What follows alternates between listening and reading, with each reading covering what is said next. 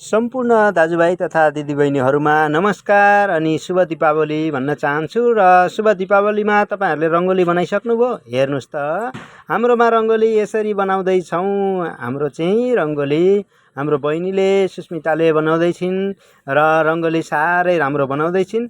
तपाईँहरू पनि हेर्नुहोस् है, हाम्रो रङ्गोली कस्तो भइरहेको छ। ह्याप्पी दीपावली सबैमा। दीपावलीको शुभकामना।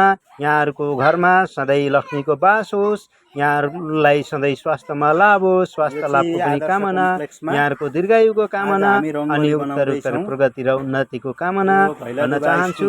र यहाँहरूको रङ्गोली कस्तो भइरहेको छ यहाँहरूले पनि देखाउन सक्नुहुन्छ। र यहाँहरूलाई यदि बनाउनको लागि आइडिया चाहिएको छ भने यो हेरेर आइडिया पनि लिन सक्नुहुन्छ। कस्तो लाग्यो? राम्रो लाग्यो होला पक्कै पनि। यो आइडिया चाहिँ तपाईँहरूको लागि पनि हो। त्यो आइडिया नचाहिए पनि हेरिदिनु भएकोमा धेरै धेरै धन्यवाद अनि लक्ष्मी पूजाको शुभकामना। ह्याप्पी दीपावली यहाँहरू सबैलाई। ह्याप्पी दीपावली। तपाईँहरूको दिनचर्या कस्तो चलिरहेको छ?